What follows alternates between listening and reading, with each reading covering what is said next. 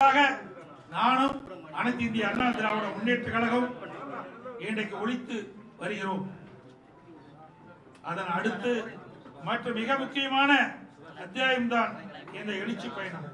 என்னது தேர்தல் பிரச்சாரம் தானே என்று நீங்கள் நினைக்கலாம்.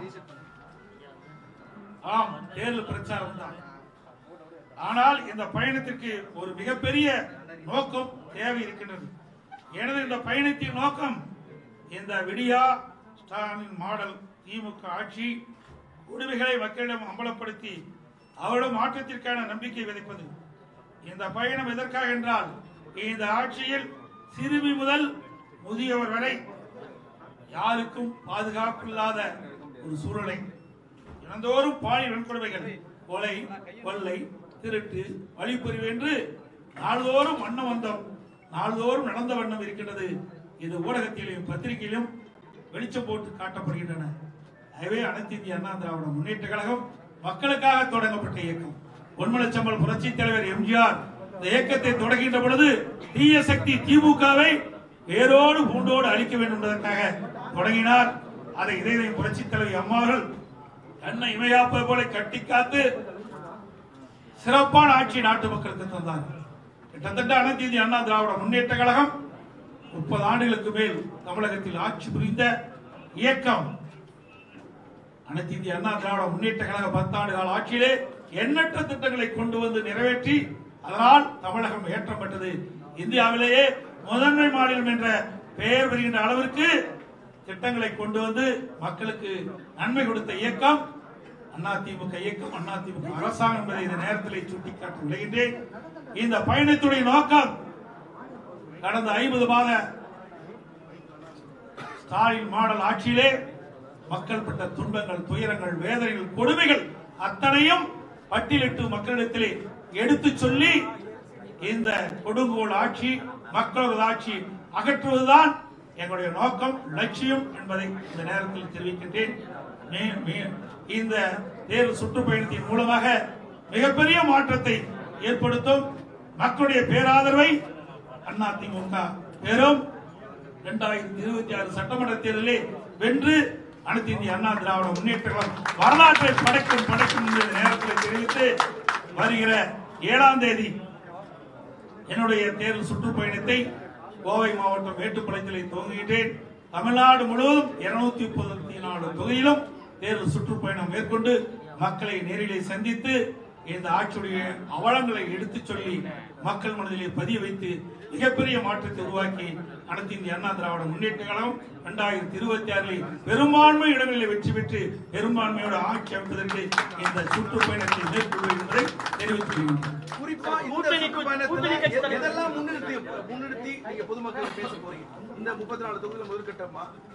அதாவது 234 தொகுதிக்கும் நேரடியாக சென்று மக்களை சந்திக்கலாம் என்று தலைமை கழகத்தின் மூலமாக திட்டமிட்டு வருகிற 7ஆம் தேதி கோவை மாவட்டம் மேட்டுப்பாளையத்தில் தொடங்க இருக்கின்றேன். நான் ஏற்கனவே தெரிவித்தபடி திராவிட முன்னேற்ற கழகத்திலே 2021 சட்டமன்ற பொதுத் தேர்தலின் போது நிறைவேற்ற முடியாத 525 அறிவிப்புகளை வெளியிட்டிருக்கின்றார்கள்.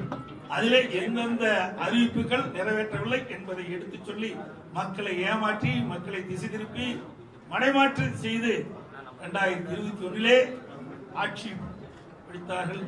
பொய் பேசி பொய்யை மூலதனமாக வைத்து ஆட்சி பெற்றவர்களுக்கு மக்களிடத்தில் எடுத்துச் சொல்லி நாங்கள் வாக்குகள் சேகரிக்கிறோம்.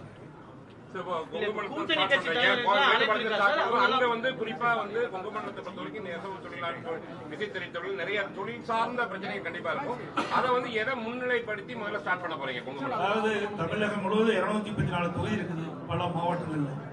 ஒவ்வொரு மாவட்டத்துக்கு போகின்ற பொழுது அந்த மாவட்டத்தில் இருக்கின்ற பிரச்சனையை முன்னிறுத்தி நாங்கள் தேர்தல் பிரச்சாரம் செய்வோம். கூட்டணி கட்சி தலைவர்கள் அழைப்பு கொடுக்கப்பட்டிருந்தா தேமுதிகவுக்கு அழைப்பு? எங்களோட கூட்டணி இருக்கின்றவர்களெல்லாம் நாங்கள் அழைப்பு கொடுக்கிறோம். தேமுதிக நீங்க கூட்டணியில் இருக்கீங்க, இது வரைக்கும் அவங்க ஏத்துக்கல. அவர்கள்தான் ஜனவரி மாசம் தான் தேர்தல் அறிவிக்கிறாங்க.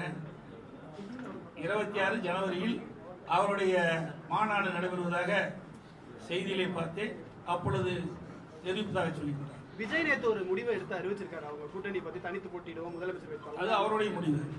சார், அவர் உங்க கூட்டணி விமர்சிச்சிருக்காரு, பாஜகவோட அதிமுகவோட கூட்டணி விமர்சிச்சிருக்காரு, ஆதாயத்துக்கான கூட்டணி அப்படின்னு சொல்லியிருக்காரு. அது நீங்க எப்படி ஒவ்வொரு கட்சியும் ஒவ்வொருத்தருக்கும் ஒரு விமர்சனம் செய்வது, அதன் அடிப்படையில் அவர் செஞ்சிருக்காரு, அவ்வளவுதான். வேற என்ன? எல்லா திமுக விமர்சனம் செய்யலையா, விடுதலை சிறுத்தை செய்யலையா, காங்கிரஸ் செய்யலையா, கம்யூனிஸ்ட் செய்யலையா? எல்லா கட்சிகளும் தங்களை வளர்ப்பதற்காக விமர்சனம் செய்வது ஒரு இயல்பு. அவர் பேசும்போது திமுக பாஜகவோட கூட்டணி இல்ல அப்படின்னு சொன்னாரு. அதிமுக கூட்டணி இல்ல நேரடியா நானும் சொல்றேன், அவர்கள் தான் இந்த கேள்வி கேட்கணும். என்னிடத்தில் கேட்டா எங்களிடத்தில் எங்களுக்கு உட்பட்ட கேள்வி கேட்டீங்களா, அதுக்கு பதில் கிடைக்கும். அழைப்பு கொடுப்பீங்களா? பங்கேற்க மாதிரி தாவேக்காவுக்கு ஏதாவது அழைப்பு இருக்கா? அதாவது மக்கள் விரோத திமுக ஆட்சியை அகற்ற வேண்டும், அதில் ஒத்த கருத்துடைய கட்சிகள் எல்லாம் இணைந்து தேர்தலிலே கூட்டணி அமைத்து போட்டியிட வேண்டும் என்பதுதான் எங்களுடைய நோக்கம். அந்த நோக்கத்திலே யாரெல்லாம் திராவிட முன்னேற்ற கழகம் அகற்றப்பட வேண்டும் என்று எண்ணுகின்றார்களோ அவர்களோடு நாங்கள் கூட்டணி என்பதிலே மகிழ்ச்சி அடைகின்றோம். அவர்களும் இதற்கு ஒத்துழைக்க வேண்டும் என்பதுதான் எங்களுடைய கருத்து. பாதுகாப்பு வழங்கப்பட்டிருக்குது. நீங்க மத்திய உள்துறை அமைச்சருக்கு கோரிக்கை வச்சீங்களா, இல்ல அவங்களா வெடிகுண்டு மிரட்டெல்லாம் ஏற்கனவே உங்க இல்லத்துக்கு வந்து? ஏற்கனவே உங்களுக்கே தெரியும், நீங்க பத்திரிகையில் ஊடகத்திலேயே வெளிப்படுத்துறீங்க, அதன் அடிப்படையில் தான் வந்திருக்குது. தேசிய ஜனநாயக கூட்டணியில நீங்க அங்க வைக்கிறீங்க, ஆனாலும் அதிமுக தான் தமிழ்நாட்டுல ஆட்சி இருக்கு அந்த ஸ்டாண்ட்ல இன்னுமே. அதாவது தெளிவா எனக்கு சென்னைக்கு அமித்ஷா அவர்கள் வந்த பொழுது உங்க ஊடக நபர்கள் அத்தனை பேர் இருந்தீங்க. நீங்க மட்டும் இல்ல, இந்தியாவில் இருக்கிற அத்தனை ஊடக நபர்களும் ஐடிசி கிராண்ட் ஹோட்டல்ல அங்க கூட்டணி குறித்து தெளிவாக மத்திய உள்துறை அமைச்சர் அமித்ஷா அவர்கள் தெரிவித்தார். அனைத்து இந்திய அண்ணா திராவிட முன்னேற்ற கழகம் பாரதிய ஜனதா கூட்டணி அமைக்கப்பட்டிருக்கிறது. இந்த கூட்டணிக்கு அனைத்து இந்திய அண்ணா திராவிட முன்னேற்ற கழகம் தலைமையேற்கும். அனைத்து இந்திய அண்ணா திராவிட முன்னேற்ற கழகம் ஆட்சி அமைக்கும். முதலமைச்சர் வேட்பாளர் இபிஎஸ் அவர்கள் தெரிவித்தார். எல்லா ஊடகத்திலையும் பத்திரிகையிலும் வெளிப்படுத்தினீங்க. அதையே ஒவ்வொரு முறையும் கேள்வி கேட்டு உங்களுக்கு விருப்பமான செய்தி வேண்டுவதற்காக திருப்பி அதற்கு ஏதாவது ஒரு வடிவத்தை கொடுத்து வெளியிடுவது சரியா? ஏற்க மாட்டேங்கிறாங்க, ஒரு சின்ன தயக்கம் இருக்கிற மாதிரி இருக்குது. பாஜக தலைவர் சொல்றது அதிமுக வந்து ஒரு முதலமைச்சர் வேட்பாளர் வர்றாங்க. இதுல வந்து டெல்லி எடுக்கிற முடிவு தான். உங்களுக்கு அத்தனை பேருக்கு தெரியும், பத்திரிகை ஊடகத்துக்கு என்னை விட அதிகமா தெரிஞ்சவங்க நீங்க. மாண்புமிகு மத்திய உள்துறை அமைச்சர் அவர்கள் கூறிய பிறகு அதற்கு அடுத்தாற்போல் யார் பேசினாலும் அது சரியல்ல என்பதுதான் என்னுடைய கருத்து. சார், இப்ப பிரச்சாரத்தை ஸ்டார்ட் பண்ண போறீங்க. இதை தொடர்ந்து ஏற்கனவே திருப்பவனத்துல வந்து நீங்க அந்த பாதிக்கப்பட்ட அந்த உங்க ஃபேமிலியில பேசிருக்கீங்க. நீங்க நேரில் போறீங்க மறுபடியும் என்ன முத இந்த கோர்ட்ல கேஸ் போட்டு அதிமுக வைக்கலாம். அந்த நிலைப்பாடு வந்து தொடர்ந்து காவல்துறை அந்த உயரதிகாரி முதற்கொண்டு யாருன்னு முதற்கொண்டு கேள்வி கேட்கக்கூடிய சூழல்ல அந்த பயணம் எப்படி இருக்கு? திருப்பவனத்தில் அந்த இது வந்து அதிமுக சார்பில் எந்தெந்த மாதிரியான இன்றைக்கு அந்த காவலாளி அஜித்குமார் இன்றைக்கு பத்திரிகையிலே ஊடகத்திலே வெளிவந்த செய்தி, காவலர்கள் விசாரிப்பதாக அழைத்துக் கொண்டு சென்று அவரை கடுமையாக தாக்கிய காரணத்தினால் அவர் மீது சுமார் 50 காயங்கள் ஏற்பட்டதாகவும் அந்த மருத்துவ சான்றிதழ் தெரிவிக்கின்றது. அதன் அடிப்படையில் அவர் இறந்ததாகவும் தெரிவிக்கின்றது. இன்றைக்கு நீதிமன்றத்துக்கு அந்த வழக்கு சென்று விட்டது. அனைத்து இந்திய அண்ணா திராவிட முன்னேற்ற கழகம் இதிலே நீதி கிடைக்க வேண்டும், உண்மை குற்றவாளி யாரும் தப்பித்துவிடக் கூடாது என்பதற்காகத்தான் என்னுடைய கட்சியின் சார்பாக நாங்கள் நீதிமன்றத்தில் வழக்கு கொடுத்து இன்றைக்கு நீதியரசர் அதுக்கு ஒரு தனி நீதிபதியை நியமித்து விசாரணை மேற்கொண்டிருக்கின்றார்கள். நீதிமன்றத்திலே இந்த வழக்கு இருக்கின்ற பொழுது அதில் ஆழமாக செல்வது முறையாக இருக்காது. நாங்கள் அங்க போகும்போது சிவகங்கை மாவட்டத்துக்கு போகும்போது அங்க போய் பாதிக்கப்பட்ட என் மகனை இழந்து வாடுகின்ற அந்த தாய்க்கும் அவருடைய சகோதரருக்கும் ஆறுதல் சொல்ல நேரடியாக சென்று தலைமைச் செயலகத்தில் ஒரு ஐஏஎஸ் அதிகாரி தான் வந்து சொன்னாங்க அப்படின்னு ஒரு விமர்சனம் வருது. அந்த ஐஏஎஸ் அதிகாரி யாரு? நீங்க தான் கண்டுபிடிக்கணும், நாங்க கண்டுபிடிக்கிற வேலை எங்களுக்கு அல்ல. ஆகவே தகவல் வந்து கொண்டிருக்கின்றன. அதிகார மையத்தில் இருந்து அந்த உயர்ந்த பதவியில் இருக்கின்றவர்கள் கூறிய காரணத்தினால்தான் இந்த சம்பவம் நடைபெற்றுள்ளதாக தகவல் வெளியாகியுள்ளன. அந்த அடிப்படையில் நீங்களும் கேள்வி கேட்டிருக்கிறீங்க. அது யார் என்பது நாட்டு மக்களுக்கு வெளிச்சத்துக்கு கொண்டு வர வேண்டும். இன்றைக்கு இந்த வழக்கு சிபிஐயிடம் ஒப்படைக்கப்பட்டிருக்கிறது. சிபிஐ விசாரணை மேற்கொள்கின்ற பொழுது அதுக்கெல்லாம் விடை கிடைக்கும். இந்த 4 வருஷம் வந்து காவல்துறையோட செயல்பாடுகள் வந்து எப்படி இருக்குது? ஏன்னா நீங்களும் உள்துறை ஹேண்டில் பண்ணிருக்கீங்க, முதலமைச்சர் இருக்கீங்க. கடந்த 4 வருடங்கள் எப்படி இருந்தது? உங்களுடைய பத்திரிகையிலும் ஊடகத்திலும் வர செய்தியை சான்றாச்சு. உங்களுடைய பத்திரிகையிலும் ஊடகத்திலே அன்றாட செய்தி வந்து கொண்டிருக்குல்ல, பாலியல் கொடுமை, கொடூரமான கொலைகள், முதியோர்களை குறிவைத்து கொலைகள், போதைப் பொருள் விற்பனை, சட்ட ஒழுங்கு அடியோடு சீர்கட்டு விட்டது என்பதற்கு உங்கள் பத்திரிகையிலும் ஊடகத்திலும் அன்றாட வருகின்ற செய்தியே இதற்கு சான்று. இரட்டை இலை விவகாரத்துல கால நிர்ணயம் செய்ய முடியாது, தேர்தல் ஆணையம் உயர்நீதிமன்றத்தில் சொல்லியிருக்கிறது.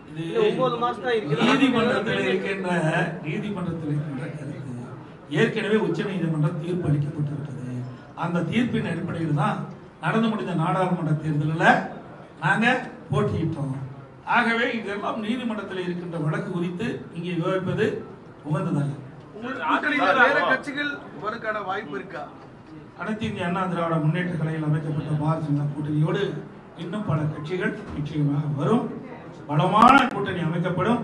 நிச்சயமாக 2026 தேர்தலிலே திராவிட முன்னேற்ற கழக கூட்டணியை வென்று ஒரு மகத்தான ஆட்சியை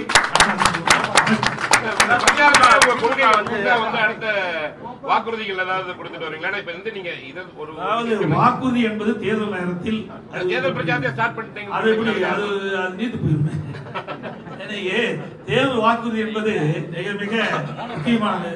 உடம்புக்கு உயிர் எப்படியோ அது போல வெற்றிக்கு வந்து அந்த தேர்தல் அறிவிப்பு தான் முக்கியம். அது இந்த நேரத்தில் சொல்வது சரியாக இருக்காது, பொருத்தமாக இருக்காது.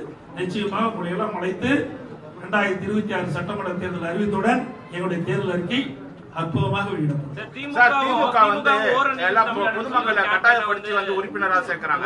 தமிழ்நாடுன்னு சொல்லி ஒரு கேம்பெயின் ஸ்டார்ட் பண்ணாங்க. அதை எப்படி பாக்குறீங்க? ஏன்னா உறுப்பினர் அதாவது திமுக பரிதாபமா நினைக்க போயிடுது. வீடு வீடா போய் கலவை தட்டி உறுப்பினர் சேர்க்கிற அளவுக்கு திரு ஸ்டாலின் தலைமையில் இருக்கிற திமுக எல்லா கட்சியுமே அந்தந்த மக்கள் அங்கங்க இருக்கின்ற மக்கள் விருப்பப்பட்டு அந்த கட்சியில் உறுப்பினர் சேருவாங்க. ஆனா திமுக வீடு வீடா போய் கலவை தட்டி திமுகவுல சேர்ந்துக்குன்னு இன்னைக்கு போய் வீடு வீடா கதவை தட்டி உறுப்பினர் சேர்க்கின்ற அளவுக்கு திரு ஸ்டாலின் தலைமையில் திமுக சென்று விட்டது என்பதுதான் நான் பார்க்கிறேன். வாய்ப்பு இருந்தா உங்க வீட்டுக்கு வரணும்னு சொல்லியிருக்காரு. வாய்ப்பு இருந்தா உங்க வீட்டுக்கு வரணும்னு சொல்லியிருக்காரு.